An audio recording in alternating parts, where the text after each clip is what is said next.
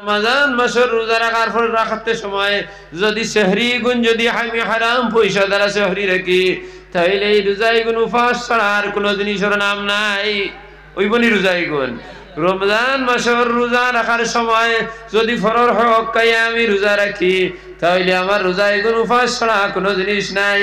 রমজান মাসের রোজা রাখার সময় যে কাপড়ি গুণ আমি ফিন্দিলাম এই কাপড়ি গুণ তো যদি ফরর হক থাকে তাইলে এই রোজাই গুণ উপাস ছাড়া কোনো জিনিস নাই। কারণ যদিও তোমার পেট হালাল, হালাল খাওয়ার কারণে, কিন্তু এই কাপড় গুণ ফিন্দিয়ে তো নামাজ পড়া লাগবো না, লাগতো না।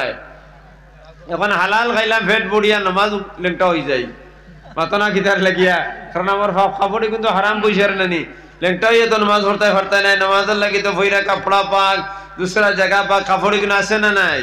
আসে, তাইলে কাপড় ফিনতে লাগবো। কিন্তু যে কাপড় এখন ফিন্দিলে এখন তো বেটার 2 টাকা দিসলাই না। যে দোকান থেকে আনতে সময় 2 টাকা বাকি রয়েছে এখন দিস না, অনেক দিন বাজারে গেছো তারে লুকাই লুকাই আইসো, 50 টাকা দিস না, 20 টাকা দিস না, তাই এগুলো ফরর হক আলা কাপড় না, ফরর হক নাই অত না কিতার লাগি। এক সুতা যদি ফরর হক থাকি যায় তো এই কাপড়ে আমার নামাজ হইতো নাই। তাহলে রমজানের রোজা রাখি আমার গুনাহ মাফ হইব নি? হইতো নাই, কারণ আমার কাপড় না পাক। দেখো কাউজু আহকাম আর গান 13 ফরজ আছে নানি, কিতা কিতা? পয়লা কাপড়া পাক, দুসরা জায়গা পাক। পয়লা হইল কাপড়া পাক, কাপড়া পাকের 2টা সুরত, একটা হইল জাহিরি পাক আর একটা হইল বাতিনি পাক। জাহিরি পাক তো সবে আমরা জানলাম, বিট লাগি গেছে দইয়া ফেলাই দিলাম, পেশাব লাগি গেছে কাপড়ে ধুই লইলাম, ও যত ধরনের নাজাসত থাকি পাক করার নামও তো কাপড়া পাক হয়ে গেছে নানি। ইগু তো হইল জাহিরি পাক, এর লগে কোনো সম্পর্কও নাই। বাতিন পাক হওয়া লাগবো। বাতিন পাক হইতে হইলে কাপড় ইগু হালাল পয়সা দিলওয়া লাগবো। সুবহানাল্লাহ। আমরা 199 জন মানুষের জাহিরি পাক আছে, বাতিন পাক নাই। আপনি আমার খারাপ পাইতে পারেন, আমার মানুষের বাল্লা ভাইনু না বা এতে আমার কিন্তু আয় না ও যায় না।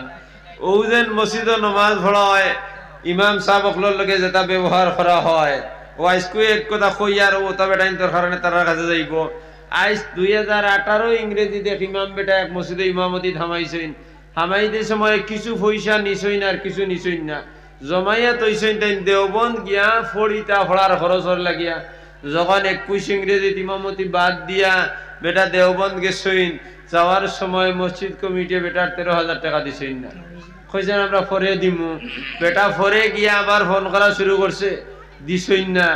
এর মধ্যে বেটা বাড়ি 2 বছর রয়েছে, দিছইন না। মাঝে একবার আইয়া তারার কাছে গেছে, দিচ্ছি দিয়ার কইয়া মসজিদ কমিটি বেতন দিছইন না।